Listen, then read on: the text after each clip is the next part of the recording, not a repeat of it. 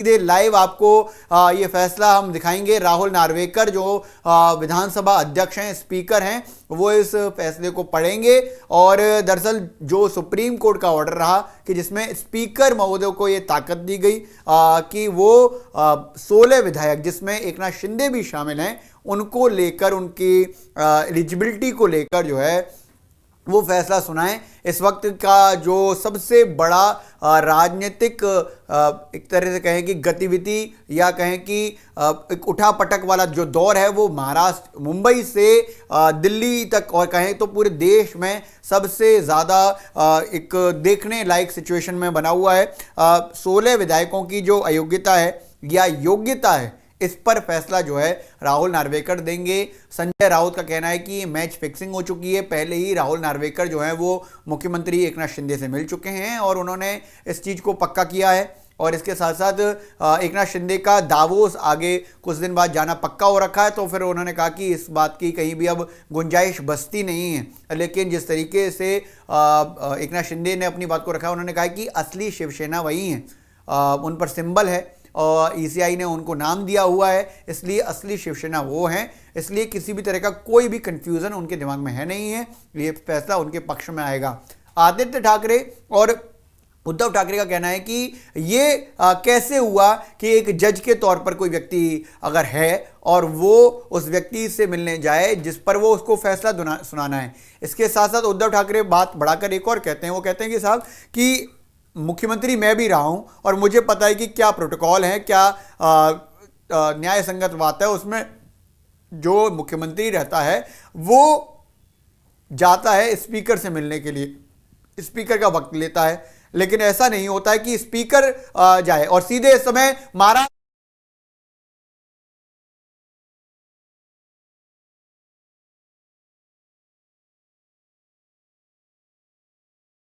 को दिखाई दे रही है। 5:11 का वक्त हो रहा है। बुधवार 10 जनवरी का दिन जब ये फिक्स किया गया कि आज जो है राहुल नार्वेकर फैसला सुनाएंगे।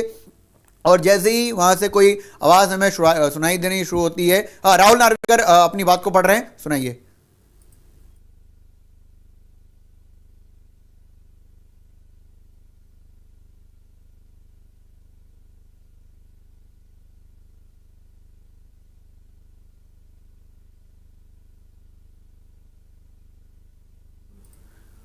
तो अभी किसी टेक्निकल ग्लिच की वजह से आवाज़ जो है वो आती जाती रही है, लेकिन जैसे ही फैसला जो है वो सामने आएगा वो आपको सुना दिया जाएगा। देखिए इस वक्त 16 एमएलए की अयोग्यता पर फैसला महाराष्ट्र की विधानसभा से हो रहा है, सुनिए।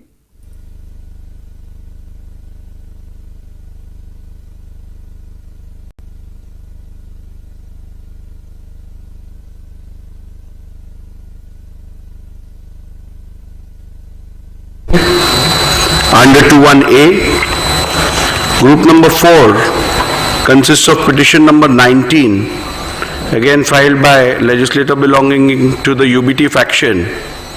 Under 21B, challenging the defiance of whip with regards to the speaker's election. Group number 6 consists of petition number 21, again filed by legislator belonging to the UBT faction under 21B with regards to defiance of whip for the confidence motion. Group number 5 consists of petition number 22 to 24 which has been filed by legislator belonging to the Shinde faction under 21A and 21B. Group 2 consists of petition number 17 which has been filed against certain independents and members belonging to other parties under 2 subclause 2. So we shall, before I proceed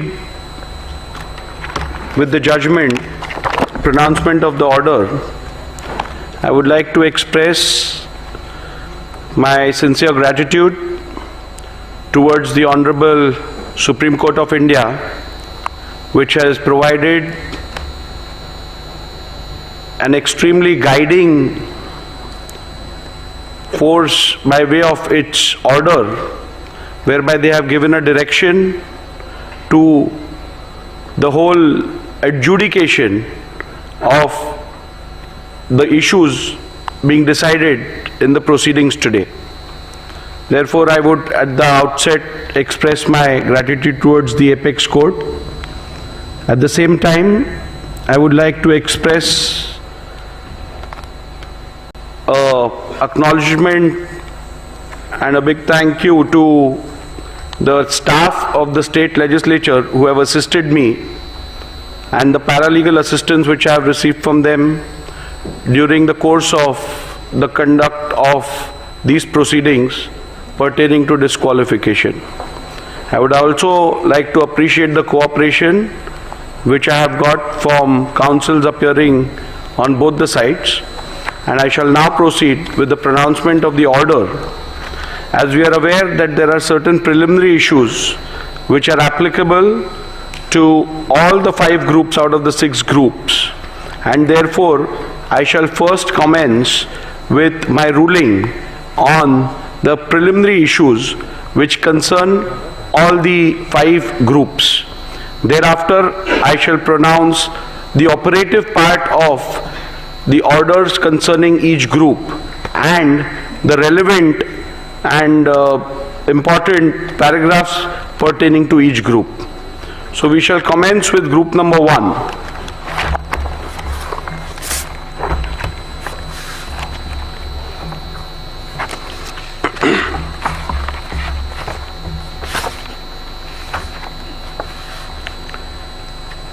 Preliminary issues. The Honorable Supreme Court in Subhash Desai Supra versus the Governor of Maharashtra, hereinafter referred to as Subhash Desai, was pleased to direct that the Speaker should prima facie determine who the real political party is for the purpose of adjudicating disqualification petitions if 2 or more factions claim to be that political party, and accordingly shall recognize the whip and the leader who were duly authorized by the Shiv Sena political party, keeping with the principles discussed in the said judgment. Hence, keeping in view the factual matrix and the directions of the Honorable Supreme Court, I will prima facie determine who the political party is for the purpose of adjudicating disqualification petitions if 2 or more factions claim to be that political party, and accordingly recognize the whip and the leader who are duly authorized by Shiv Sena political party. Keeping in mind principles discussed in Subhash Desai Supra, it is necessary to consider and determine the said preliminary issue before examining the merits and deciding whether respondents have incurred disqualification under the 10th schedule of the Constitution of India. Thus, the preliminary issue that arises for my consideration before delving into the merits of disqualification petitions under the 10th schedule is which among the 2 fractions was the real Shiv Sena political party, and consequently who was the duly authorized leader and or the whip of Shiv Sena political party for the purpose of deciding the present disqualification petition. The other issue framed for my consideration in this group of disqualification petition is whether the respondents have incurred disqualification in terms of paragraph 21A of the 10th schedule of the Constitution of India on account of their alleged acts and conduct.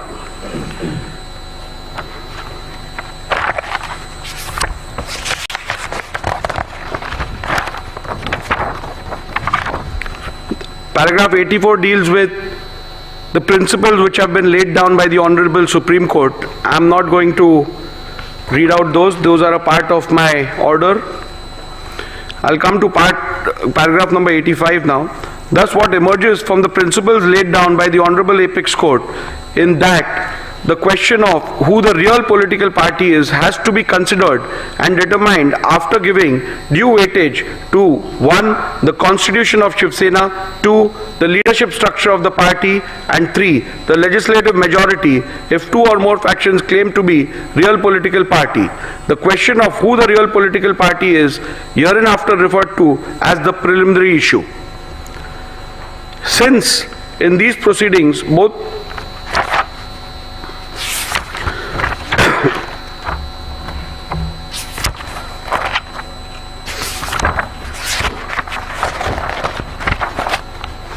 in the previous paragraphs, I've recorded the submissions made by both the parties. I will come down to my observations and conclusions with regards to the preliminary issues. As stated earlier, the decision of the preliminary issue has to be taken after careful analysis of the constitution of Shiv Sena, the leadership structure of the party, and the legislative party majority. After having heard both sides on the above aspect, I now propose to proceed to record my observations and finding on the preliminary issue. As is evident from the submissions of the parties, there is no consensus on the constitution submitted to the Election Commission of India with consent of both the factions. Likewise, the parties have different point of view on the leadership structure, which has to be taken into consideration. The only aspect which is undisputed is the majority in the legislature party. Hence, to embark upon the finding on the preliminary issue, I will have to decide the relevant constitution which has to be taken into account. 2. The leadership structure which existed before the dispute arose. It will also have to be determined as to when the rival factions emerged.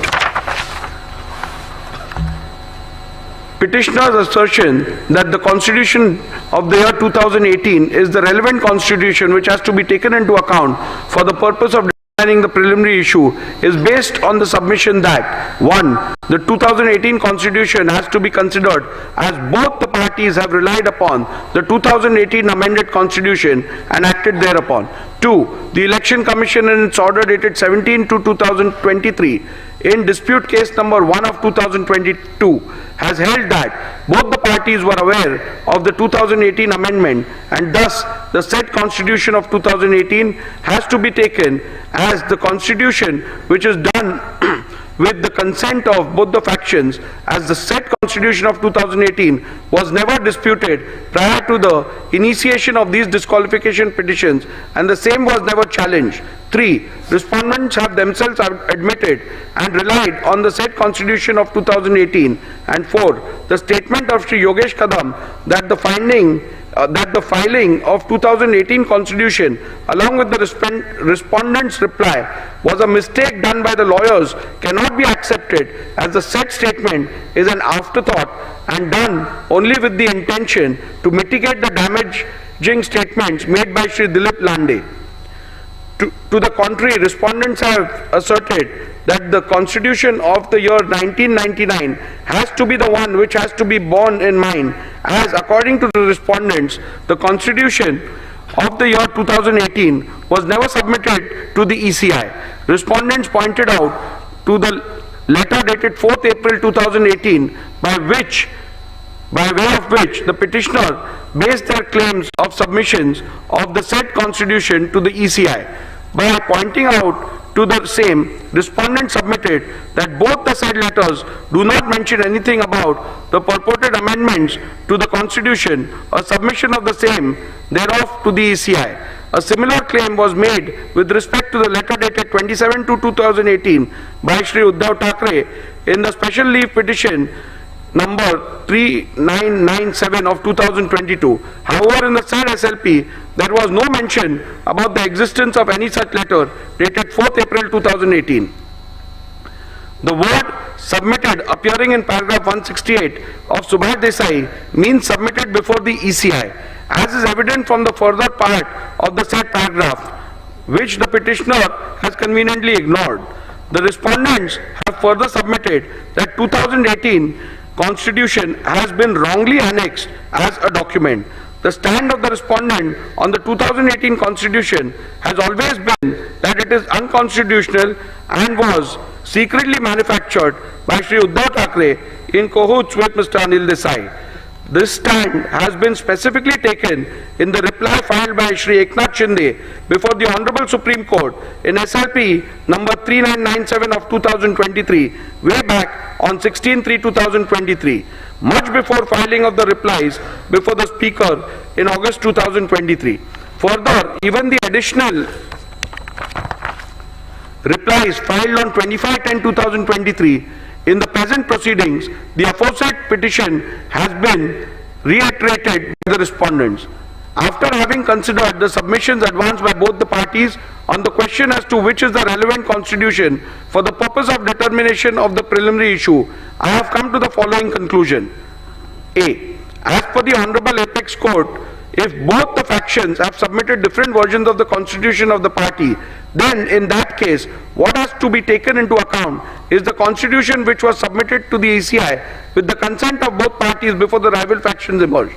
Before recording further conclusions, I find it imperative to reiterate that pursuant to the initiation of these disqualifications, the Maharashtra Legislature Secretariat had vide letter dated 7 June 2023 requested the Office of the Election Commission of India to provide a copy of the party constitution / memorandum / rules and regulations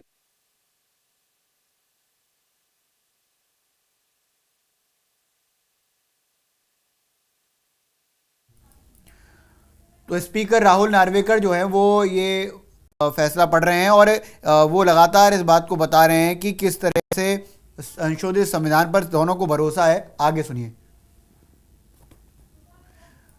देखिए वो भी ये नहीं, उन्होंने ये भी बात रखी है कि असली मुद्दा ये है कि फाइनल जो कह रहे हैं ना कि असली शिवसेना कौन है, उस पर भी बात रखी है।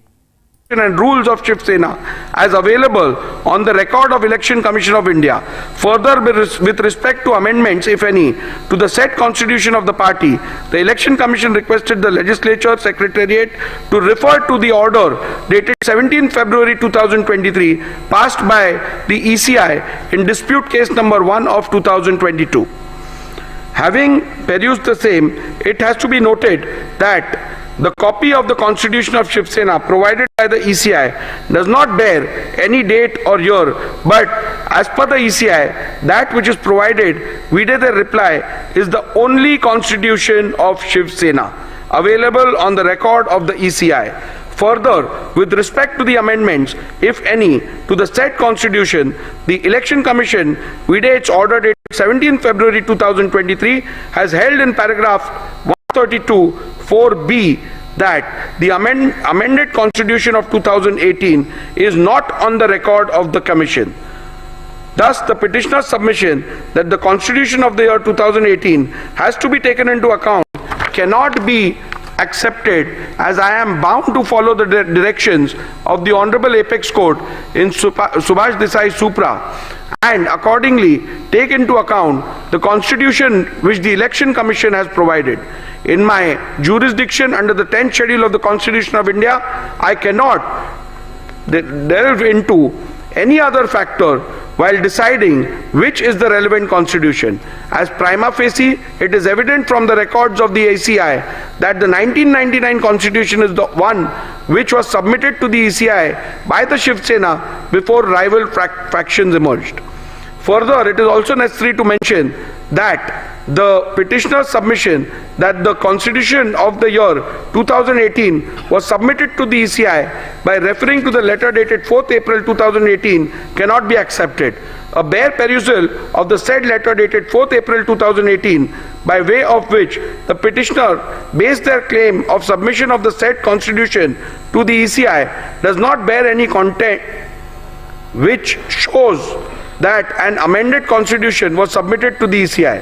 The said letter only refers to the election held and the results thereof, and nothing more. Further, on closer examination of the special leave petition filed by Mr. Uddhav Thackeray before the Honorable Supreme Court, challenging the ECI decision SLP number 3997 of 2022, I find that exactly same claim has been made about the letter dated 27/2/2018, and there is no mention about the new letter of 4th April 2018. Accordingly, said letter of 2/7/2018 is on the website of the Election Commission of India. However, there is no document relating to the constitution annexed to it. Hence, on this ground also, petitioner's submission that the constitution of the year 2018 has to be taken into account cannot be accepted. Petitioner's submission that submitted before the Speaker Petitioner's submission that into inverted submitted before the speaker would mean into inverted annexed by the petitioner and the respondents in their respective petitions and replies thereto cannot be accepted, as there is a clear provision under the 1986 rule where the leader has to submit the party constitution. Rule 3 subclause 1 subclause B of 1986 rule mandates that the leader into inverted shall furnish into inverted a copy of the rules and regulations, whether known as such or as constitution or any other name, of the political party concerned. Further, Rule 3 subclause 4 contemplates that whenever any change takes place in the information furnished by the leader of the legislature party under Rule 3 subclause 1, he shall as soon as may be thereafter, and in any case within 30 days from the date on which such change has taken place, or written such further period, or within such further period as the speaker may for sufficient cause allow, furnish in writing information to the speaker with respect to such change. Thus, the submission of constitution before the speaker has to mean submission under Rule 3 of 1986 rules. However, till date, Shiv Sena has not submitted any constitution on the record of the speakers of the speaker under the said Rule 3.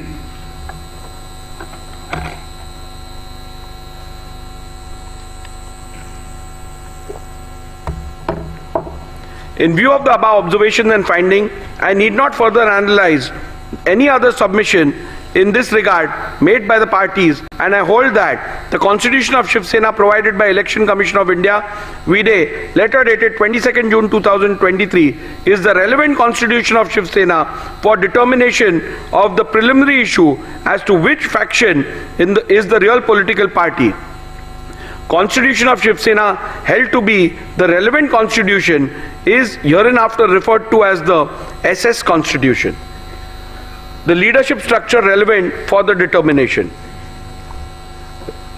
Learned Senior Advocate Mr. Kamath's submission that the leadership structure which is relevant for the purpose of deciding the preliminary issue is the leadership structure which is reflected in the communication dated 27 February 2018 and 4th April 2018 made to the Election Commission of India pursuant to the elections held on 23rd January 2018 is based on the petitioner's submission recorded in paragraph 89A to G herein above. Initially, the petitioner relied on the affidavit submitted to the ECI of the then office bearers of Shiv Sena produced along with the affidavit in lieu of examination of chief to show that Shri Uddhav Thackeray had support of the majority in the organization. Respondents objected to such production on the ground that it is not permissible to produce affidavits of others along with petitioner's own affidavit in lieu of chief examination without the author of the said affidavits subjecting themselves to cross-examination. In any event, during the arguments, Mr. Kamath did not rely on these affidavits and limited his submissions to the 2018 leadership structure as available on the ECI website. Mr. Jethmalani, in turn, focused his submission to buttress the ground that the said leadership structure of 2018 cannot be considered and relied upon for the purpose of determining the preliminary issue, as the said leadership structure is not in conformity with the Constitution of Shiv Sena, which is on record of the ECI, and thus the same would be contrary to the findings of the Honorable Supreme Court in paragraph 168 of Subhash Desai. Mr. Jethmalani further relied on the legislative party leadership to submit that the legislative party also forms part of the leadership structure, as it is not only mentioned in the SS Constitution, but there is no dispute regarding the said members being part of the Pratinidhi Sabha under the SS Constitution.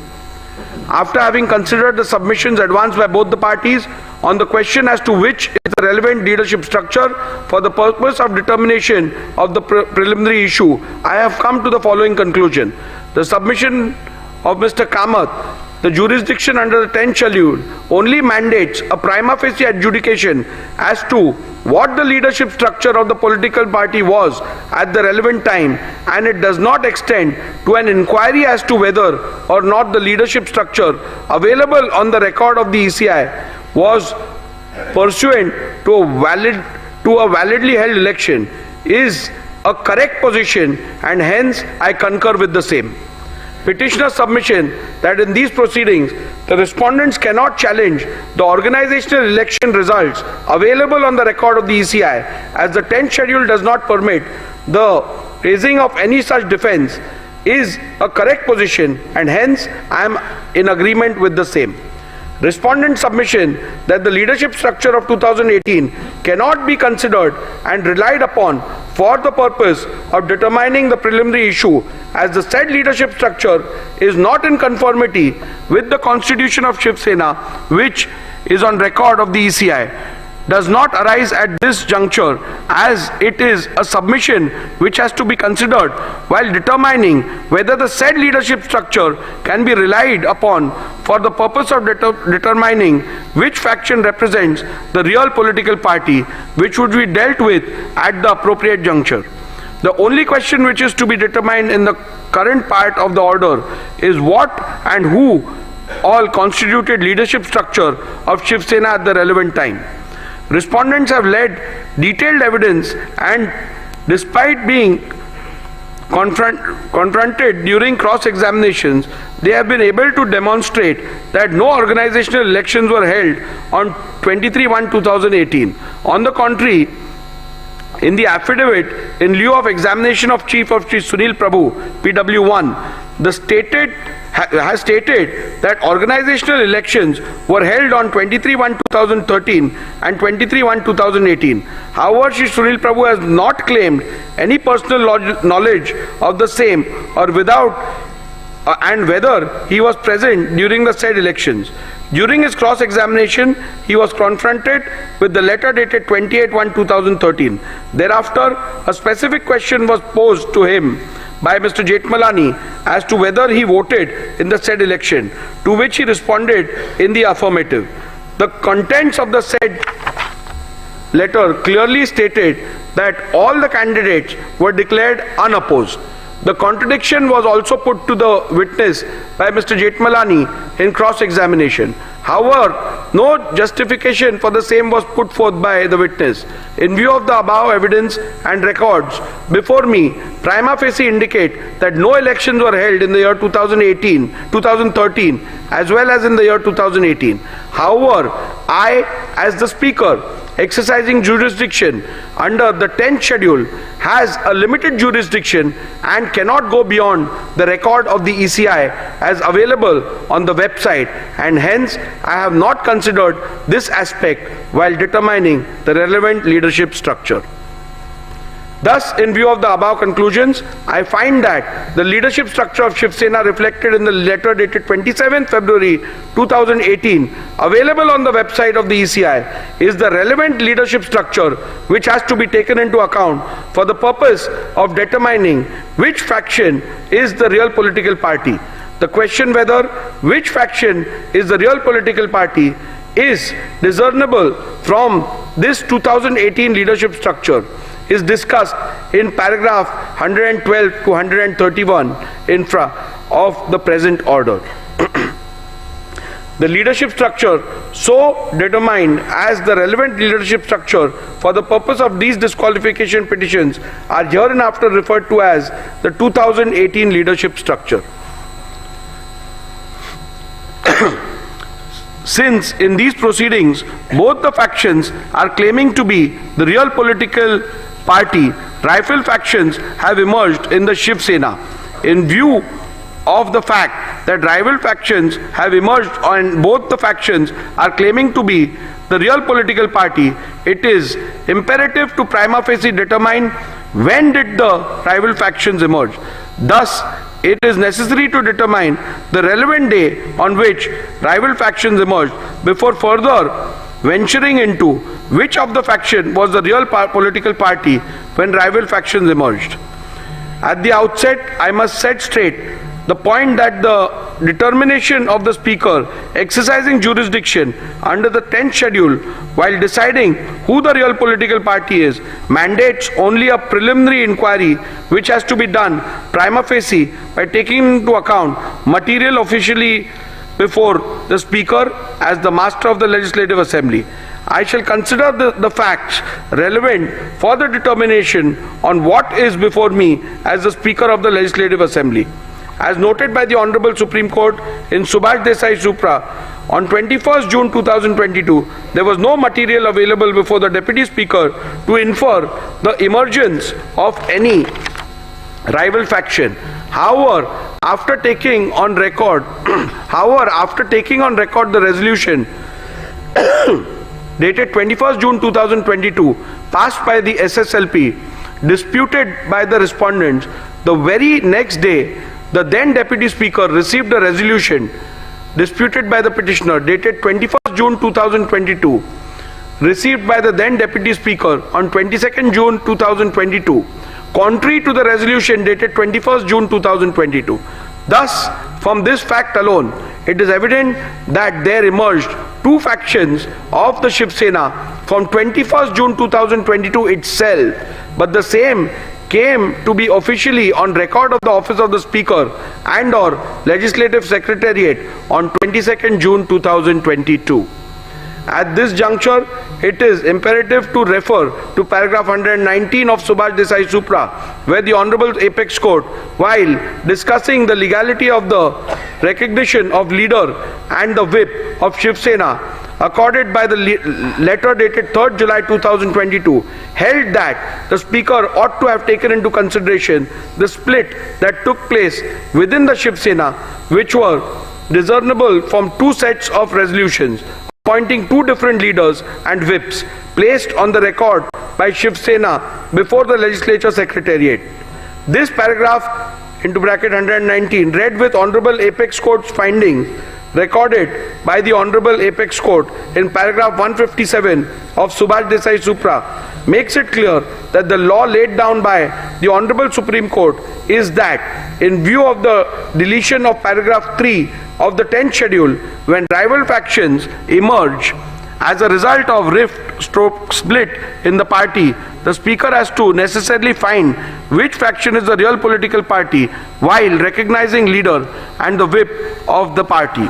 Thus, in view of the facts recorded in the preceding paragraphs and keeping in view the principles enumerated by the Honorable Supreme Court in Subhash Desai Supra as recorded in paragraph 84 herein above, I have come to the following conclusion that the emergence of the two factions of Shiv Sena can be inferred from 21st June 2022 itself, and the same came to be a matter of official record of the office of the Speaker and of the Legislature Secretariat on 22nd June 2022.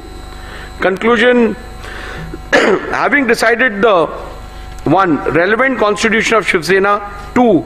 leadership structure, and 3. the relevant point for the purpose of determining the preliminary issue, I have made the following analysis, observations and determinations on the preliminary issue of which faction was the real political party when two factions emerged. For the purpose of analyzing, discussing and determining the issue, the faction of the petitioner is hereinafter referred to as UBT faction, and likewise the respondent's faction is referred to as the Shinde faction. The applicability of the test of aims and objectives. I am not going into the details of reading the applicability of the test of aims and objectives, because as you are aware that in accordance with the directions of the Apex Court and otherwise, the Speaker is not required to get into the political thicket with regards to the aims and objectives of a political party. So I am restricting it to pronouncement, and you can have a look at it once you apply for the certified copy.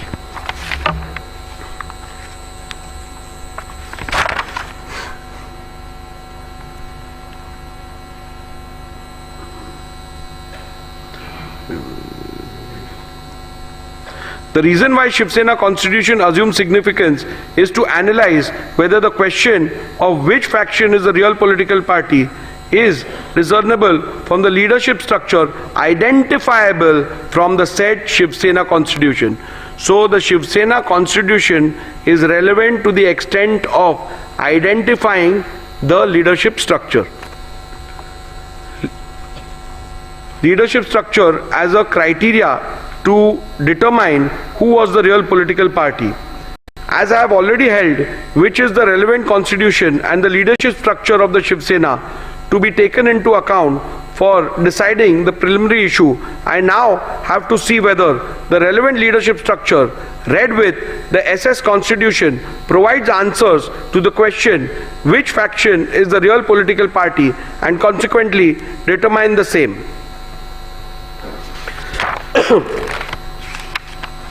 The UBT faction there are submissions made which have been recorded of both the sides, which are at paragraph 113 and 114 of my order. In view of the above recorded submissions of the parties, there emerges two further questions: whether 2018 leadership structure is in conformity with the constitution of Shiv Sena. Number two, whether will all the Paksha Pramukh will of the Paksha Pramukh and or majority leaders in the 2018 leadership structure could be said to be synonymous with the will of the political party. So we further have to derive get answers to two more questions. The primary one being whether 2018 leadership structure is in conformity as provided by the constitution, and number two, whether the will of the Paksha Pramukh and or majority of the leaders reflects the will of the political party. As there are contrasting submissions on the question, it is necessary to peruse the SS constitution and the 2018 leadership structure and then record a finding as to whether the 2018 leadership structure is in conformity with the constitution of the Shiv Sena. Thus, I have taken a comparative look at the 2018 leadership structure and the SS constitution and have arrived at the following observations and conclusions. A. 2018 leadership structure mentions Shiv Sena Paksha Pramukh into bracket president as the highest office of the SSPP. However, in the SS constitution, the highest office of the Shiv Sena political party is Shiv Sena Pramukh, but the said constitution distinguishes highest office and the highest authority and provides that Rashtriya Karyakarni is the highest authority whose decision shall be final. Shiv Sena SS constitution provides that the members of the Rashtriya Karyakarni shall be called as Shiv Sena leaders and provides for a total number of 19 members, out of which 14 are to be elected by the Pratinidhi Sabha and the rest of the 5 members are to be appointed by Shiv Sena Pramukh. However, the 2018 leader structure envisages only 13 members in the Rashtriya Karyakarni, out of which 19 are to be elected and the remaining 4 are to be appointed. SS Constitution provides for a total number of 21 deputy leaders, out of which 17 are to be elected by the Pratinidhi Sabha and the rest of the 4 members are to be appointed by Shiv Sena Pramukh. However, the 2018 leaders structure envisages 33 deputy leaders, out of which 21 are to be elected and the remaining 12 are to be appointed. The 2018 leadership structure provides for 3 categories of office bearers, vis-a-vis secretary, samanvayak and sanghatak. However, the constitution of Shiv Sena provides for 3 categories of office bearers, vis-a-vis president, sarchitnis, general secretary, koshadhyaksha, treasurer. From the observation recorded in the preceding paragraphs, it is evident that the 2018 leadership structure is not at all in conformity with the constitution of Shiv Sena. In view of this finding alone, it could very well be concluded that the 2018 leadership structure, which is not in conformity with the constitution of Shiv Sena, cannot be taken as the yardstick to determine which faction was the real political party at the relevant point of time.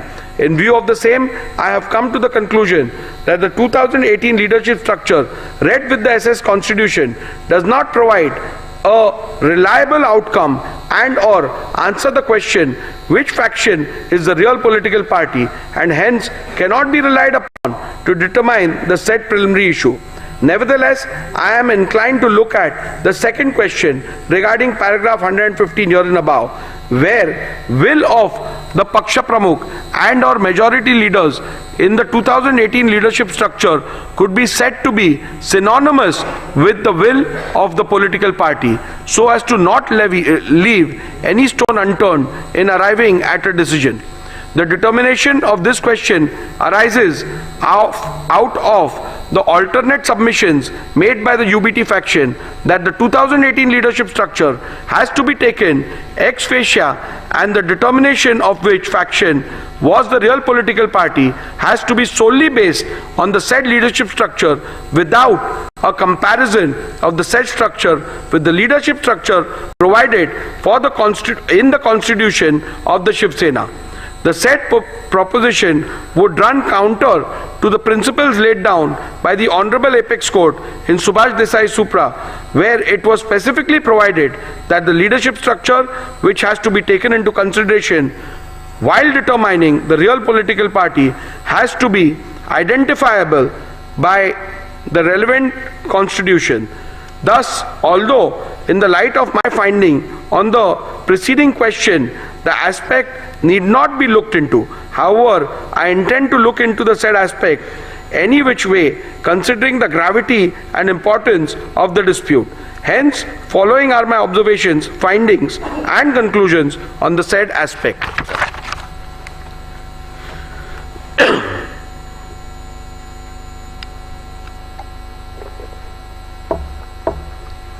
UBT faction has submitted that the decision of the Paksha Pramukh is synonymous with the will of the political party, and thus if there is a rift in the leadership structure, the decision of the Paksha Pramukh constitutes the will of the political party. This proposition is devoid of merit, as I do not find any substance to allow the same. The reason for the same are recorded herein below. The proposition perhaps would have been a valid point if the party president was the sole repository of the decision making with respect of the policy and administration of the party.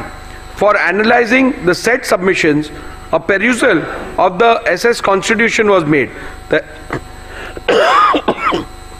The SS Constitution provided that Rashtriya Karyakarni shall be the highest authority of the party, and its decision in all matters concerning the party policy and party administration shall be final. It is also to be noted that the Paksha Pramukh is only a presiding member of the said highest authority in the party, and in no way is the sole repository of decision making in the party.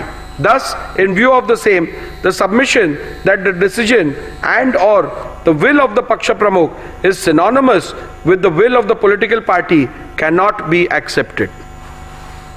It would be appropriate to note that the SS Constitution does not even have a post called Paksha Pramukh. However, it was argued by the UBT faction that the nomenclature difference in the 2018 leadership structure and the SS Constitution is not a relevant factor for the purpose of deciding the preliminary issue. Even though I have held in paragraph 117 that 2000 leadership structure is not at all in conformity with SS Constitution, I shall consider this submission. The Constitution of Shiv Sena provides for Shiv Sena Pramukh. The submission of the petitioner that Shiv Sena Pramukh mentioned in the SS Constitution is the same post of Shiv Sena Paksha Pramukh termed in the 2018 leadership structure. By relying on the powers of Shiv Sena Pramukh, it was argued by the UBT faction that he is the authority under the party constitution vested with the powers to remove any member of the party. Thus, it was further argued that an authority who is vested with such power of removal reflects the will of political party with respect to removal of members from and for anti-party activities. However, a complete reading of the said provision in the party constitution reveals that the said submission is factually wrong. The said provision in relation to the powers of Shiv Sena Pramukh clearly provides that such a power is not absolute and it has to be exercised in consultation with the Rashtriya Karyakarani. Further, it has to be noted that such a power is only available to the Shiv Sena Pramukh for the purpose of removal of members mentioned in Article 8, Schedule B of the said constitution. The said schedule does not deal with leaders of the party. Leaders of the party is given under Schedule A of the said article. Thus, Shiv Sena Pramukh does not have any power to remove any leader of the party. Thus, the submission of the petitioner that Shri Uddhav Thackeray, Vide, letter dated 30/6/2022, had removed Shri Eknath Shinde from the post of Shiv Sena leader cannot be accepted, as such power are not vested with the party president. Hence, on this ground also, the submission that the decision and or the will of the Paksha Pramukh is synonymous with the will of the political party cannot be accepted. If this proposition is accepted, then in a situation where the party president, who is also a legislator, itself defects, then he could simply escape the wrath of the 10th schedule by pleading that his decision is the will of the party. Further, if this proposition is to be accepted, it would mean that no member can ever voice concern against the party president, and the party president might possibly be able to seek disqualification against any member who questions his credibility. This would run contrary to the concept of intra-party dissent. In view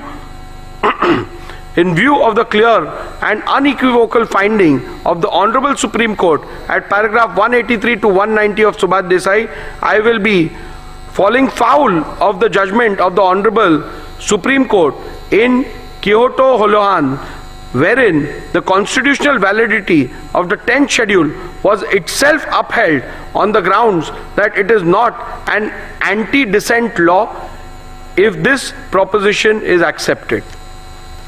I shall now proceed to consider whether the will of the majority leaders in the 2018 leadership structure is synonymous with the will of the political party. An alternate submission was made that even if the Paksha Pramukh is not accepted as the repository of the will of the political party, the decision of the leadership structure has to be construed as synonymous with the will of the political party. This proposition is also devoid of merit, and I do not find any substance in it for following reasons. In a circumstance where there is no dispute amongst the leaders identifiable by the constitution of a political party, the proposition would have held water. However, the factual matrix of the present matter is different. This is a matter where there is a dispute within the leadership structure itself. It is to be noted that in the present matter, rival factions have emerged in the legislature party, political party, and thus inevitably amongst leaders of the party as well. Thus, it would not be wise to apply this proposition in the present matter. The existence of split stroke rift in the leadership structure is admitted by the petitioner and or the UBT faction, as can be inferred from the petitioner's affidavit in lieu of examination in chief of PW1, petitioner himself, that the leader of the UBT faction did not have the support of all the members of the 2018 leadership structure when rival factions emerged. Thus, the submission that the decision of the leadership structure has to be construed as synonymous with the will of the political party could have perhaps be applied in a situation where there is a dispute between some members of the party and the elected leadership. In such a case, the leadership of the party could have possibly taken the stand that their decision would have to be taken as the decision and will of the political party until they are so removed from the leadership structure by a mechanism recognized by the constitution of the said political party.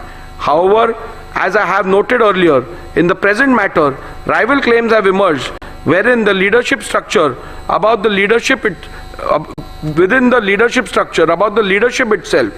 In such a situation, one leader's contention that his will is the will of the political party would be contradiction in terms.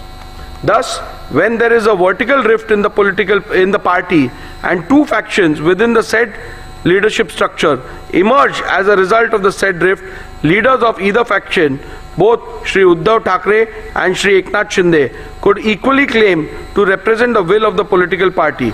In that case, it would not be appropriate to take their decision as the decision that carries the will and wish of the political party when the question of which faction is the political party is being considered. There possibly lies one more aspect which could be considered.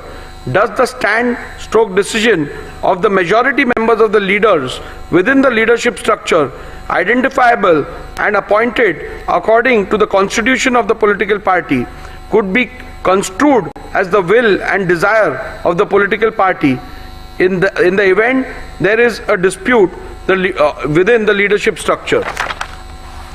For the purpose of answering this question, one must look into the constitution of the political party. In an event where the party constitution provides for a mechanism to resolve a conflict of decision within the leadership structure, then in that case it would have been a guiding factor. However, if the party constitution does not provide for such a mechanism, then in that case it would not be appropriate to say that the decision of the majority leaders would have to be accepted as the one which conveys the will of the political party. This aspect need not be further considered in view of the fact that in any case UBT faction has not placed any material on record or even suggests that any meeting of the Rashtriya Karyakarni was called for where any decision in relation to the real political party was resolved so as to identify the leaders and or the whip who carried the will of the political party. Thus, in the absence of any such material, including any majority decision of the Rashtriya Karyakarni in relation to the real political party, identifying the leader and or the whip who carried the will of the political party would be an impossible task. Any conclusion reached would be without basis in law and evidence of fact. The submission that the UBT faction shall be taken as a real political party is entirely based on the conjuncture that if there will be a decision taken in relation to the political party by Rashtriya Karyakarni, then UBT faction would have had the majority. At this juncture, the petitioner's claim about a meeting purportedly held on 25th June 2022 has to be dealt with. It is the petitioner's case that Rashtriya Karyakarni meeting was held on 25th June 2022 and certain resolutions were passed. In support of this case, petitioner has produced certain resolutions of 25th June 2022. Those documents are disputed by respondents. Mr. Jetmalani, learned counsel for respondent, objected to the said documents being considered on the ground that they were forged and fabricated and demonstrated this before me by showing two separate documents, one annexed by the petitioner Shri Sunil Prabhu to his affidavit in lieu of examination of in chief and the other set of the same documents which are annexed to the Supreme Court Convenience Compilation Volume 2. The first set of documents annexed to the affidavit in lieu of examination in chief, termed as minutes of the meeting of Rashtriya Karyakarni, and purportedly 7 resolutions passed in the said meeting. In none of the resolutions there is any signature of any person whose name are shown on the said document. Only on page 105 of Shri Sunil Prabhu's affidavit, in lieu of examination in chief, there is a sole signature of Shri Vinayak Raut, who is shown as Shiv Sena secretary. The perusal of the said document shows that the meeting was termed as Rashtriya Karyakarani.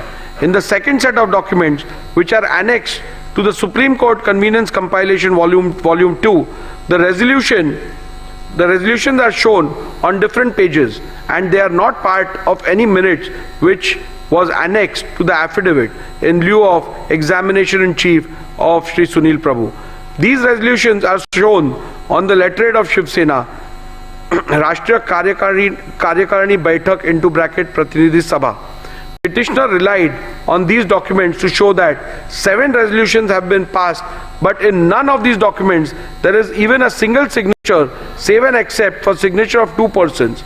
The name mentioned as proposer and seconder are not even members of Rashtriya Karyakarani, like Shri Rahul Shewale, who is not a member of Rashtriya Karyakarani, who has stepped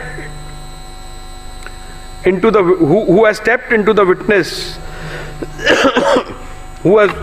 the witnesses and led evidence that there was no such meeting. The same is the case with Shri Vinayak Raut and Shri Arvind Sawant. They are also not members of the said Rashtriya Karyakarani. The petitioner had claimed that the said meeting was held on 25/6/2022 at Sena Bhavan, whereas Shri Uddhav Thackeray claimed that the said meeting was held through video conference. This has been stated by Uddhav Thackeray in his submission before the Election Commission filed on 9/1/2023.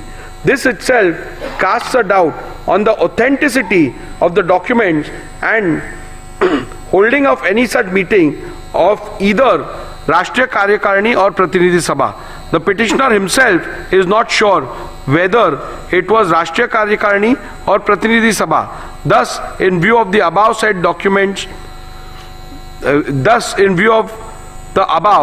said documents cannot be permitted to be relied on. Petitioner suggests that a look into how the Shiv Sena settled conflict or decisions within the leadership structure in the past might shed some light into this. However, in the present matter, no such material are placed before me to even suggest such instances which happened in the past, where the majority decision within the leadership structure is taken as the will of the political party. It is to be also noted that the petitioner has neither placed nor provided any material to show that historically the decision of the majority within the leadership structure is taken to be the final decision of the political party whenever there was a conflict of decision within the leadership structure. Thus, for this reason also, it would not be appropriate and correct to accept the proposition that the decision of the majority leaders within the leadership structure would have to be accepted as one which conveys the will of the political party. As a passing note, I must also add that the majority rule possibly could have been applied in a normal situation where there is dissent in respect to some policy and or administrative decision of the party.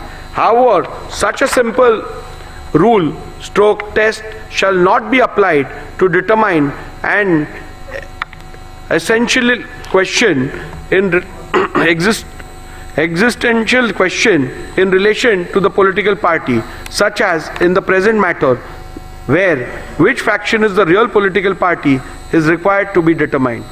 Thus, in view of the decisions recorded herein above, I am not inclined to accept submissions of the UBT faction that will of the majority leaders in the 2018 leadership structure is synonymous with the will of the political party.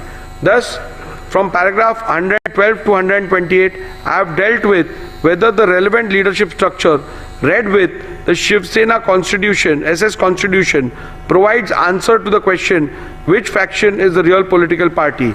In view of the same, I record my conclusion and finding thereon as under.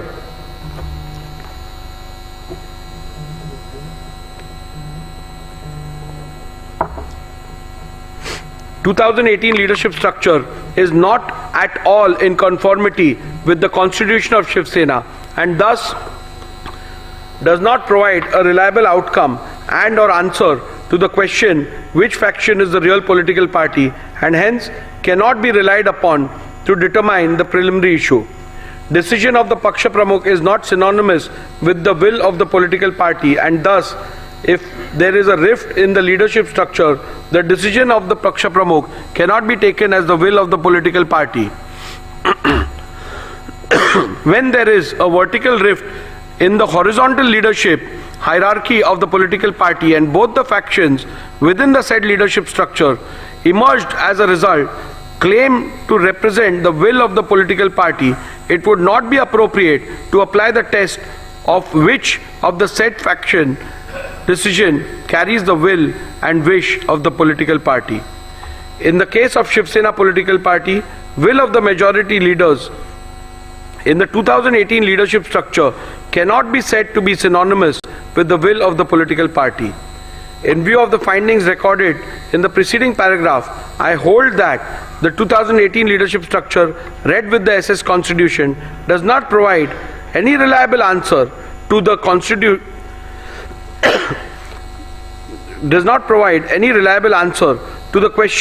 which faction is the real political party and consequently the 2018 leadership structure cannot be yardstick to determine which faction is the real political party. With regards to the legislative majority, I am not going to spend much time because that question is rather clear.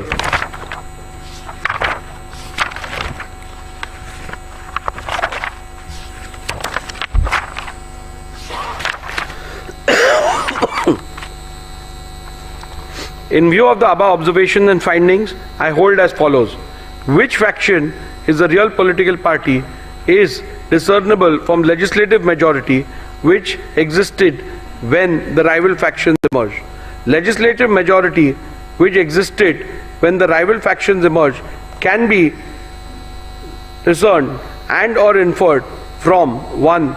The Shinde faction resolution dated 21st June 2022 and 23rd June 2022 available on record of the Legislature Secretariat and the admitted position which can be inferred from the initiation of petitions against 38 legislators of Shinde faction by the UBT faction. Shinde faction had an overwhelming majority of 37 out of 55 MLAs with the when the rival faction emerged. From my analysis, observations, conclusions and findings recorded in paragraph 82 to 144 herein above, I hold that Shinde faction was the real Shiv Sena political party when rival factions emerged on 21st June 2022.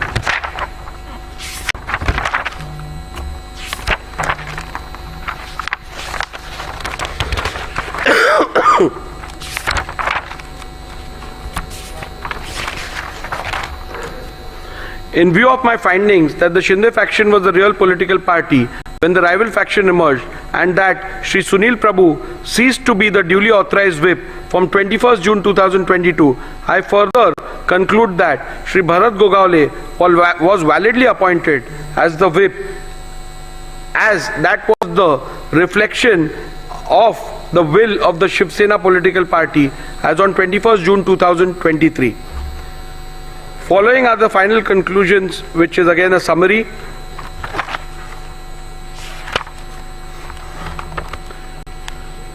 Have the respondents incurred disqualification in terms of paragraph 21A of the 10th schedule of the Constitution on account of their acts, omissions and conduct? I will also read the final conclusion. Following are the final conclusions from the analysis, observations, conclusions, findings and rulings recorded from paragraph 82 to paragraph 158 herein above. I conclude as follows. Shinde faction was the real Shiv Sena political party when the rival factions emerged on 21st June 2022. Shri Sunil Prabhu ceased to be the duly authorized whip from 21st June 2022. Shri Bharat Gogaole was validly appointed as the whip of Shiv Sena political party on 21st June 2023. Shri Eknath Shinde was validly appointed as the leader of the Shiv Sena political party on 21st June 2023. Have the respondents incurred disqualification in terms of paragraph 21A of the 10th schedule of the Constitution on account of their acts, omissions and conduct? Petitioner has contended that the respondents are liable to be disqualified on various grounds. Both the petitioners and respondents' submission are recorded in section 2 herein above. The various grounds on which the petitioner based the plea for disqualification is dealt with, where the alleged conduct of the respondent is purportedly becoming totally incommunicado, attracts disqualification under paragraph 2(1)(a) of the 10th schedule. Whether the alleged conduct of the respondents in purportedly becoming totally incommunicado attracts disqualification under paragraph 2 subclause 1 subclause A of the 10th schedule. The first ground on which the petitioner sought disqualification of the respondents is that the respondents became incommunicado. The submission cannot be accepted and the respondents cannot be held to be disqualified on this ground for the following reasons. The ground is a mere allegation, and apart from mere assertion that the respondents have gone incommunicado, the petitioner has not put forth any evidence or material to substantiate it. For instance, the petitioner has not provided any material about who was sought to be contacted and by whom, when such an attempt was made, etc. A mere unsubstantiated statement that the legislators have gone incommunicado cannot even be a ground to attract disqualification under paragraph 2(1)(a) of the 10th schedule.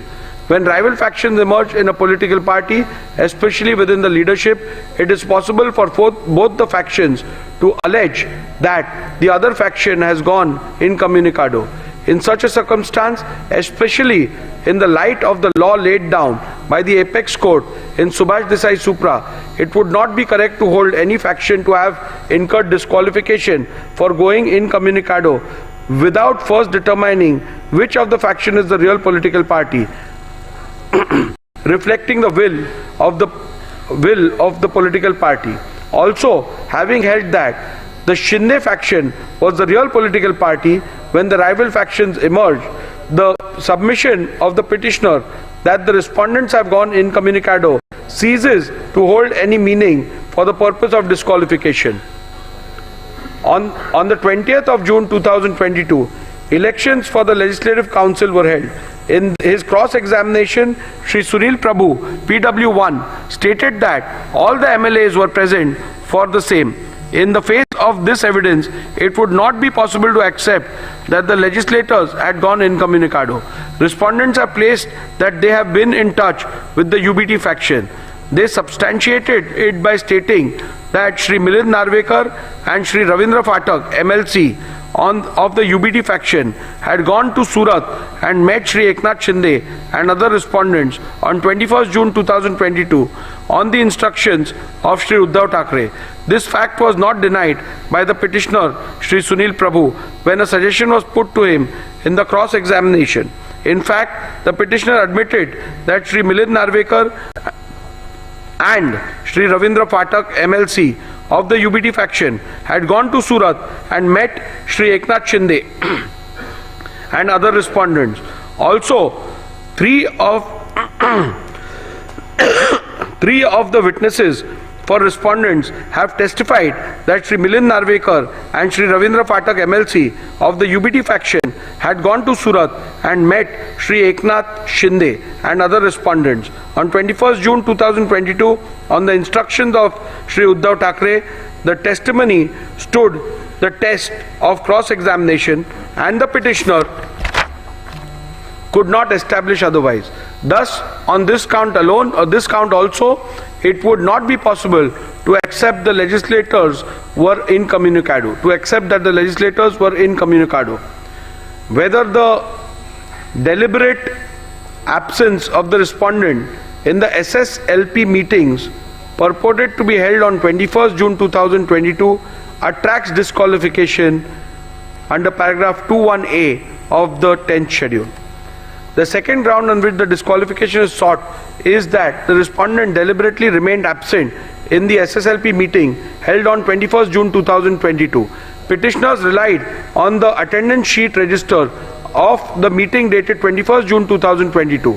After having considered the submission advanced on this ground, I hold that respondents cannot be held to be disqualified on this ground. In view of my conclusion that 1. The Shinde faction was the real political party when factions emerged, and 2. Shri Sunil Prabhu ceased to reflect the will of the political party from the moment the faction emerged. Thus, it would not be correct to say that Shri Sunil Prabhu had any authority to call any meeting of the SSLP. Hence, on this ground alone, petitioner's case that the respondents were liable to be disqualified for non-attendance of the meeting dated 21st June 2022 is liable to be rejected. Irrespective of the conclusion that may be reached about which faction was the real political party, respondents could not be held to be disqualified on the ground that they deliberately remained absent in the SSLP meeting held on 21st June 2022. This is because of the following reasons. Petitioner relied upon the attendance sheet of the 21st of June 2022 to claim that all those MLAs who were signed the said attendance sheet were present in the meeting, while those who did not sign were not present. Based on this document, the UBT faction claimed that respondents remained deliberately absent.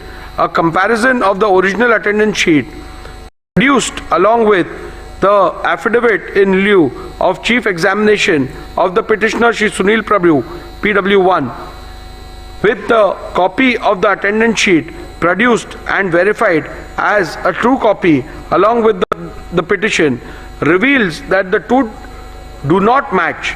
There are glaring discrepancies.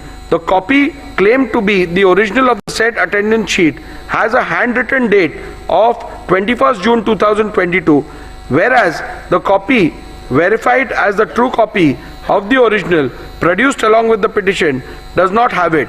Further, Shri Sunil Prabhu stated in his cross-examination that the documents relied as the attendance sheet was in fact a register of MLAs to whom the whip of 21st June 2022 was served and received. So, facts show: 1. There are glaring discrepancies in the said attendance sheet. 2. The statements of Shri Sunil Prabhu shows the document relied upon as attendance sheet of MLA present on 21st June 2022 is in fact a register of service and receipt of the whip dated 21st June 2022 of the MLAs. Thus, the said document is unreliable and cannot be taken as proof of non-attendance of respondents in the meeting held on 21st June 2022. Hence, on this count as well, petitioner's case that the respondents are liable to be disqualified for non-attendance of the meeting dated 21st June 2022 has to be rejected. Further, all the respondents have denied the receipt of any whip for attending the meeting on 21st June 2022. Countering this, petitioner Shri Sunil Prabhu, in his affidavit in lieu of examination in chief, stated that the whip for 21st June 2022 meeting was sent via WhatsApp by Shri Manoj Harishchandra Chaugle to Shri Prabhakar Kaye, PA of Shri Eknath Shinde. In the cross-examination of Shri Sunil Prabhu stated that the whip was sent via WhatsApp to all the respondents, who according to him were not traceable. However, petitioner has not offered any statement or any material to even suggest that such WhatsApp messages were sent to other respondents. Thus, the petitioner has failed to establish that whip stroke notice was served upon the respondents in petition number 2-215, directing them to attend the meeting on 21st June 2022. As to the service of whip on Shri Eknath Shinde, the only material produced by the petitioner is an alleged screenshot of the WhatsApp message sent by one Shri Manoj Harishchandra Chaugle to one Shri Prabhakar Kaye. This does not constitute proof of any notice whip was served upon Shri Eknath Shinde, directing him to attend the meeting on 21st June 2022. Further, a perusal of the aforementioned WhatsApp message allegedly sent to the PA of Shri Eknath Shinde shows that the said message was sent at 12:31 p.m. on 21st June 2022 for a meeting which was allegedly scheduled for 12:30 p.m. Thus, it is abundantly clear that none of the respondents were ever served any notice whip for the alleged meeting dated 21st June 2022. Hence, on this ground alone, also, petitioner's case that the respondents were liable to be disqualified for non-attendance of the meeting dated 21st June 2022 must be rejected. The third ground on which the disqualification of respondent is sought is that the respondents deliberately remained absent in the SSLP meeting held on 22nd June 2022. Petitioner relied on the attendance sheet register of the meeting dated 22nd June 2022. After having considered the rival submissions, I hold that respondents cannot be held to be disqualified on this ground in view of my conclusion that 1. The Shinde faction was the real political party when rival factions emerged. 2. Shri Sunil Prabhu ceased to reflect the will of the political party from the moment rival factions emerged. Thus, it would not be correct to say that Shri Sunil Prabhu had any authority to call any meeting of the SSLP. Hence, on this ground alone, petitioner's case that the respondents were liable to be disqualified for non-attendance of the meeting dated 22nd June 2022 must be rejected.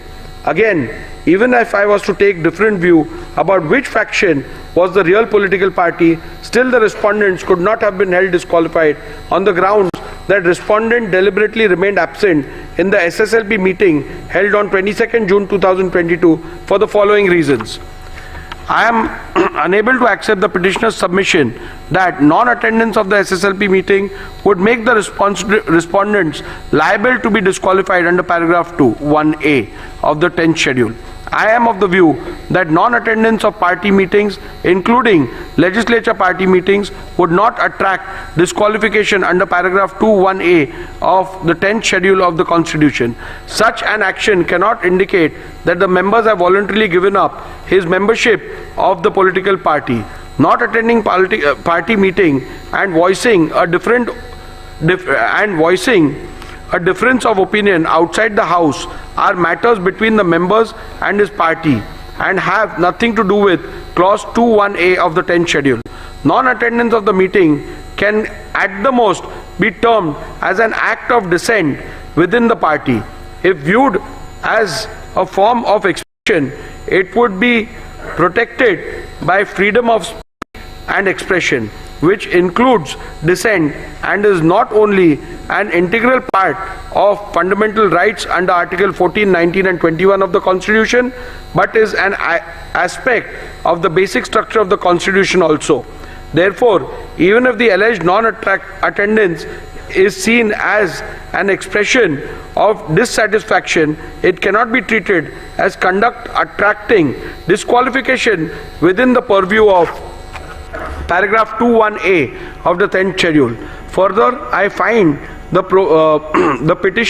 petitioner's reliance on Shriman Bayasaheb Patil versus Karnataka Legislative Assembly 2020 2 SCC 595 is misplaced, as in that matter the disqualification was not only on the grounds of non-attendance of a party meeting but was found to attract disqualification when considered with the surrounding circumstances, such as non-attendance of the assembly session along with non-attendance of meetings. Petitioner relied upon the attendance sheet of the 22nd June 2022 to claim that all those MLAs who had signed the said attendance sheet were present in the meeting, while those who did not sign were not present. Based on this document, UBT faction claimed that respondents remained deliberately absent. A comparison of the original attendance sheet produced along with the affidavit in lieu of chief examination of the petitioner Shri Sunil Prabhu PW1 with the copy of the attendance sheet produced and verified as a true copy along with the petition reveals that the two do not match. There are glaring discrepancies. The copy claimed to be the original of the said attendance sheet has a handwritten portion on top in which it is not which is not present in the copy annexed to the petition, verified as the true copy of the original. The original of the said attendance sheet has 17 signatures, and in the copy annexed in the petition, verified as true copy of the original, has only 15 signatures. Thus, glaring discrepancies in the said attendance sheet makes the said document unreliable and hence cannot be taken as proof of deliberate non-attendance of respondents in the meeting held on 22nd June 2022. Hence, on this count as well, petitioner's case that the respondents are liable to be disqualified for non-attendance of the meeting dated 22nd June 2022 is liable to be rejected. In view of my conclusions reached above and the findings that the Shinde faction was the real political party when rival factions emerged, it would not be correct to say that respondents have incurred disqualification under paragraph 21A and the 10th schedule by passing the resolution dated 21st June 2022. Hence, on this ground alone, petitioner's case that the respondents are liable to be disqualified for passing the resolution dated 21st June 2022 must be rejected. The next ground on which disqualification of respondents is sought is that the respondents acted in concert with BJP. This ground is a mere allegation, and apart from the mere statement that the respondents have acted in concert with the BJP, the petitioner has not provided any material to substantiate the same. Thus, a bald, unsustained statement that the legislators have acted in concert with the BJP cannot be a ground to attract disqualification under paragraph 21A of the 10th schedule. The next ground on which the petitioner seeks the respondents' disqualification is that they made anti-party, anti-coalition statements. Again, this ground is a mere allegation, and apart from a mere statement that the respondents have made anti-party, anti-coalition statements, the petitioner has not provided any material to substantiate the same. Newspaper/media reports relied on the petitioner cannot be taken as conclusive evidence of anti-party activities. It can at most be only considered hearsay. Thus, a mere unsubstantiated statement cannot be ground to attract disqualification under paragraph 21A of the 10th schedule. In conclusion, I would like to make some observations about dissent, indiscipline, and what acts as indiscipline would attract disqualification under the 10th schedule. If some member or members in a given case go overboard and make some statements or do some acts which may be considered indiscipline, it would be for political party to deal with them appropriately. Looking at the degree and gravity of the indiscipline, the concerned member may be censored, admonished, or reprimanded, or given a mere extreme punishment such as suspension or expulsion from the party as may be warranted by party rules. The 10th schedule is not intended as a device to be used for imposing intra-party discipline, much less for administering the party. No party leadership can use the provisions of the 10th schedule as a deterrent to stifle the collective dissent of large number of members by threatening them with disqualification under the 10th schedule. In a given case, when a tussle for leadership arises between leaders in a political party, the elected members, as indeed the common party workers, usually cannot remain mute onlookers. They are compelled to choose sides. Whatever else may be the consequences of this action or inaction, the parties cannot expect that the high office of the speaker can be used to eradicate opposition or quell dissent in party ranks by employing the mechanism of the 10th schedule. In any case, the Speaker has no role to play in this game of political tussle between warring party leaders.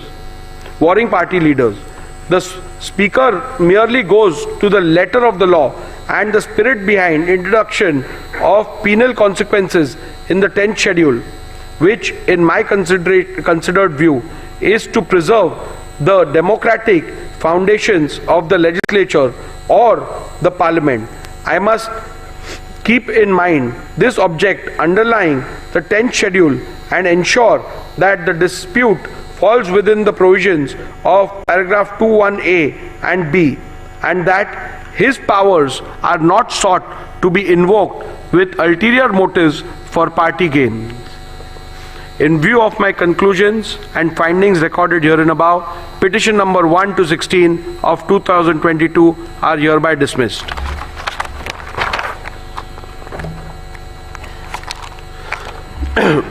Group 3 deals with petition number 18, which is also under paragraph 21A. So I am only reading the operative part because the preliminary issues, the ruling will be the same on that. So I'll go to the operative part of it. You can deal with the judgment order with regards to the other aspects. Yeah. In view of my conclusion and findings recorded herein above, petition number 18 of 2022 is hereby dismissed.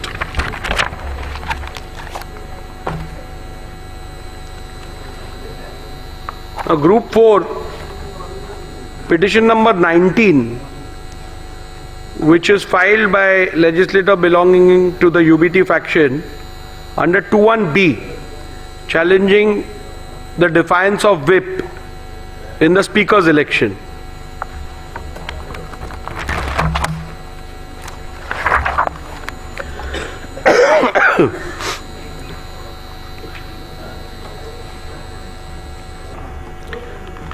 Petitioner has contended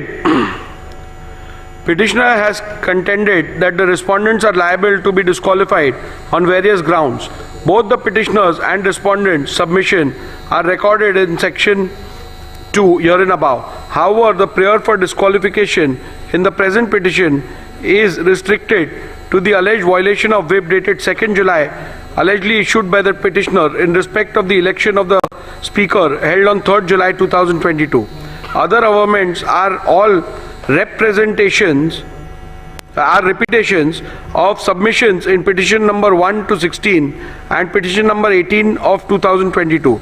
Thus, my finding thereof may be read and referred to in respect of the amendments under paragraph 2, subclause 1, subclause A of the 10th schedule. Thus, the only ground on which the petitioner sought disqualification of respondent is that the respondent has violated the whip dated 2nd July, allegedly issued by the petitioner in respect of election of the speaker held on 3rd July 2022. This submission cannot be accepted and the respondents cannot be held to be disqualified in view of my conclusion in respect of the real political party that the Shinde faction was the real political party when the rival faction emerged, and Sri Sunil Prabhu ceased to reflect the will of the political party from the moment rival factions emerged.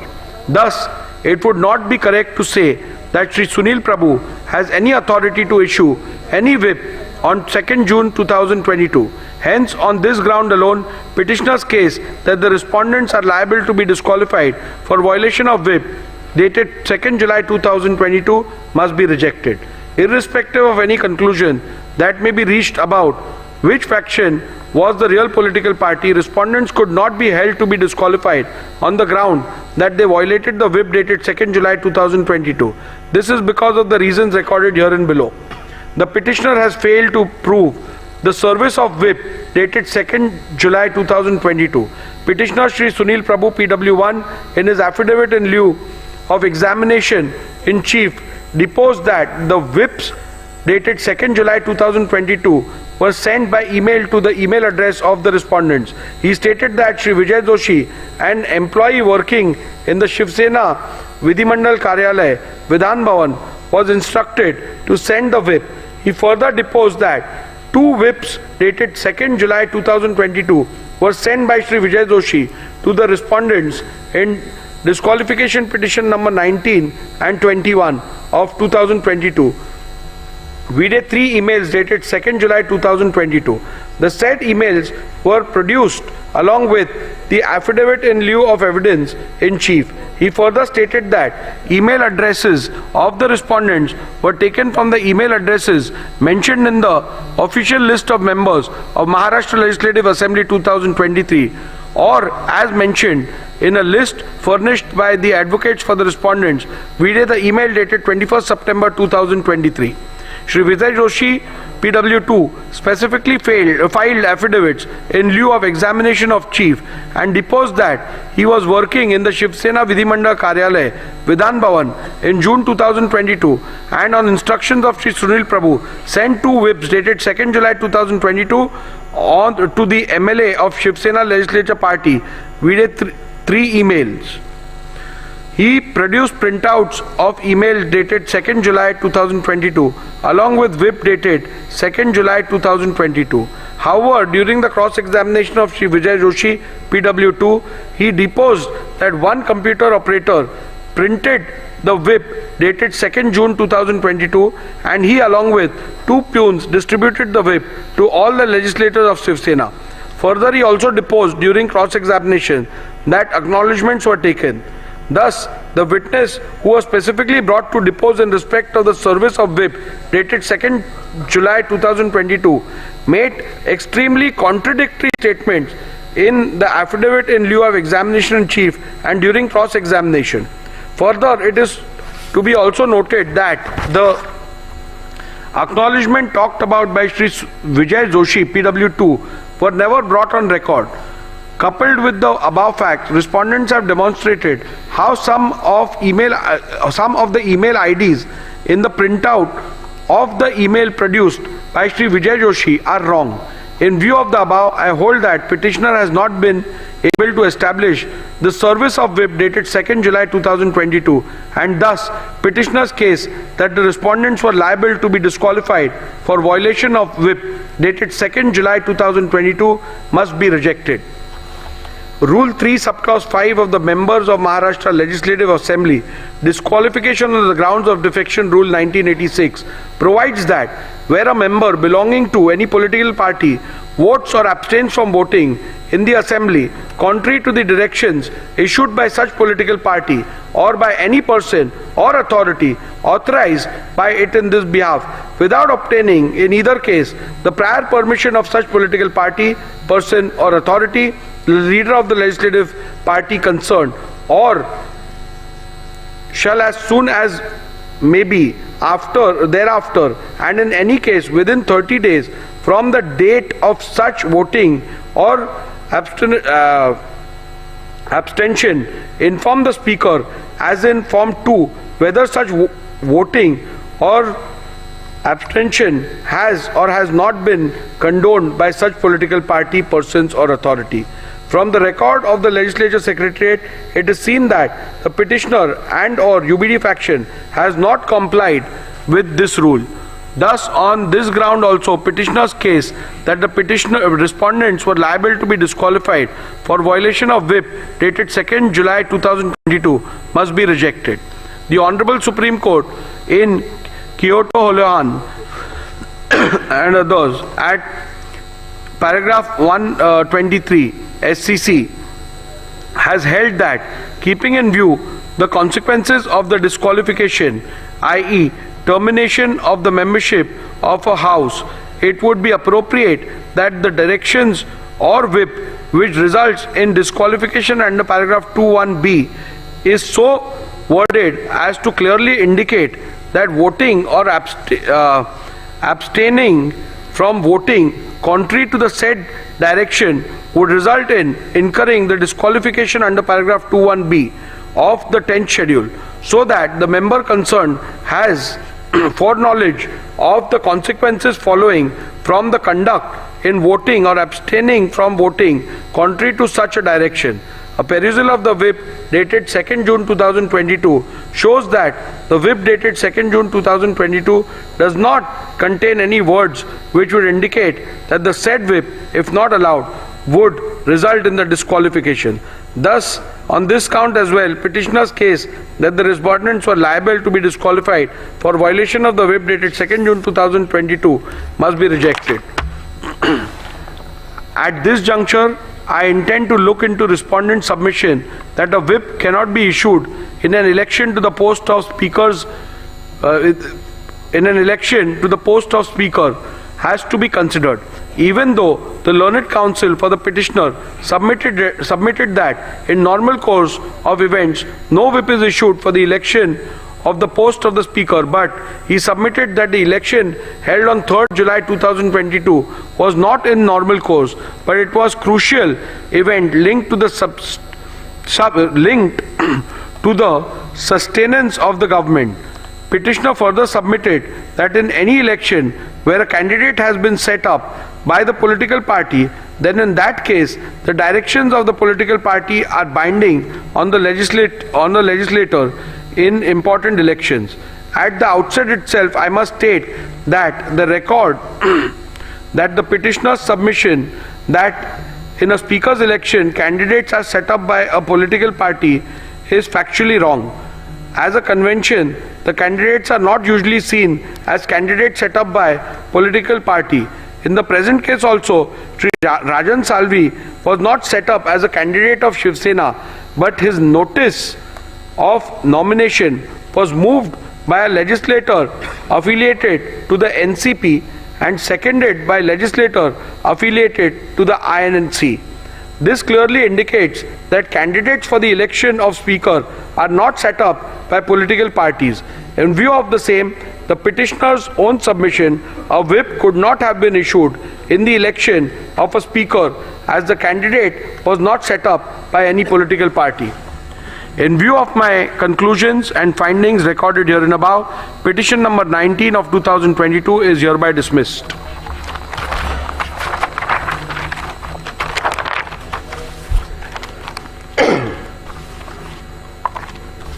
Petition number Group 6, which consists of petition number 21, again filed by a legislator belonging to the UBT faction under 2(1)(b) for defiance of whip issued during the confidence motion.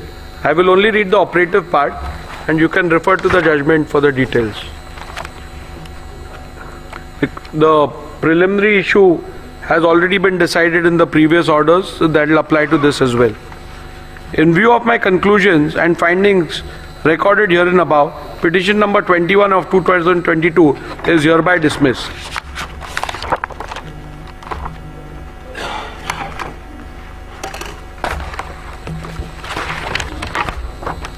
Now we shall deal with Group 5, being petition number 22 to 24, which have been filed by legislator belonging to the Shinde faction under paragraph 2(1)(a) and paragraph 2(1)(b) of the 10th schedule of the Constitution of India.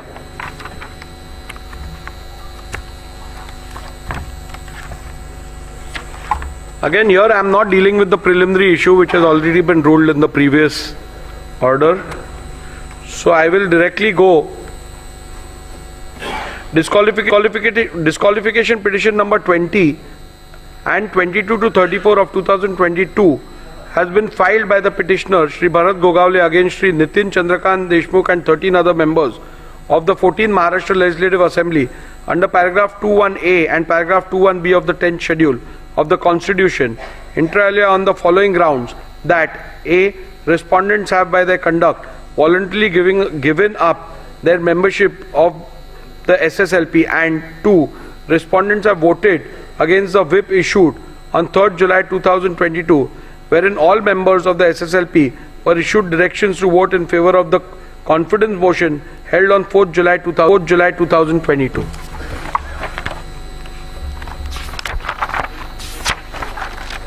I'll straight away go to my analysis, observations and findings.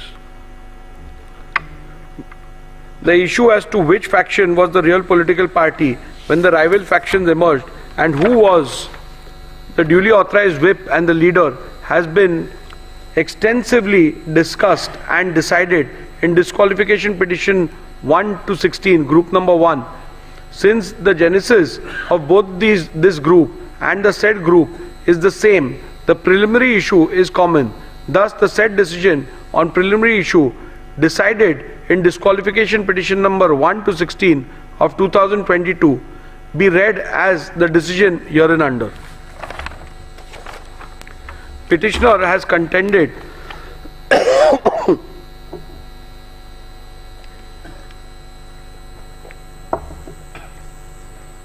Petitioner has contended that the respondents are liable to be disqualified under paragraph 21A of the 10th schedule. This submission cannot be accepted and the respondents cannot be held to be disqualified on the grounds for the reasons that this ground is a mere allegation, and apart from mere assertion that the respondents have voluntarily given up the membership of SSLP, the petitioner has not put forth any evidence or material to substantiate it. A mere unsubstantiated statement that the legislators have voluntarily given up the membership cannot be a ground to attract disqualification under paragraph 21A of the 10th schedule. I have perused my record as well as a copy of the whip issued by the petitioner, which is signed by the petitioner as Chief Whip and Shri Eknath Shinde as the leader of the legislature party.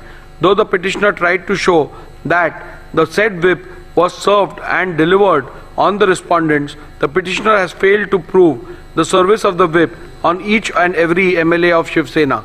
I have also examined in detail the cross-examination of the petitioner, Shri Bharat Gogavle, and have found major inconsistency in the answers regarding physical service of the whip, and therefore this evidence cannot be accepted. Insofar as delivery by WhatsApp is concerned, the same also was produced on the last day of the evidence despite ample opportunity for the same. Even the pleadings filed by the petitioner are silent on the issue of service. In these circumstances, it will not be justifiable for me to take on record a document purporting to be a screenshot of WhatsApp messages which were admittedly sent through a third person mobile number, i.e. one Mr. Santosh Kadam, who also did not step into the witness box. Thus, petitioner's plea to disqualify respondents cannot be accepted.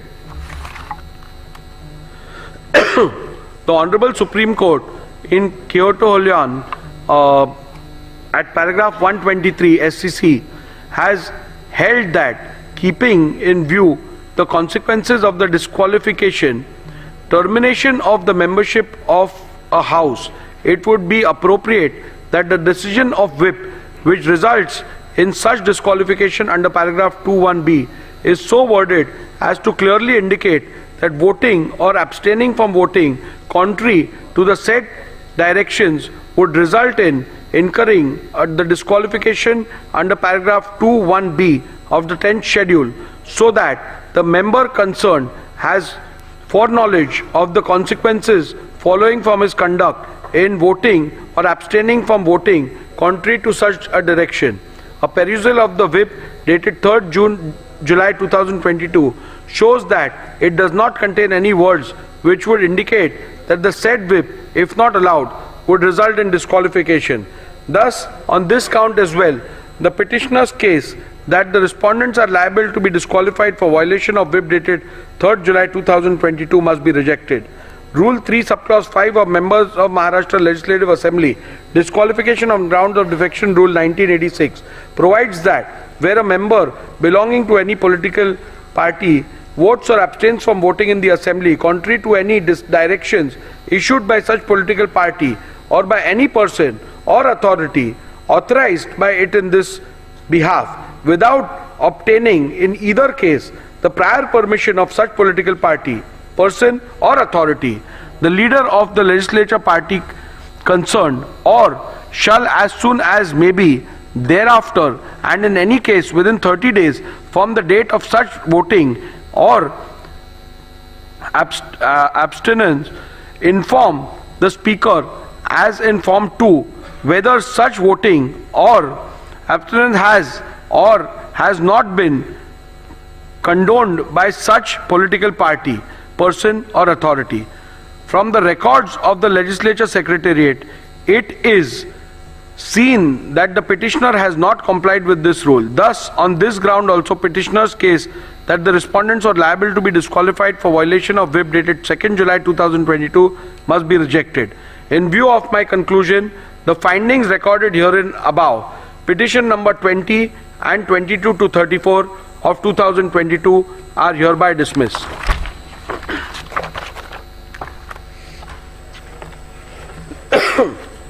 Group 2, petition number 17 against 2 independent MLAs and 1 Mr. Bachchu Kadu of PJP party. The same are dismissed.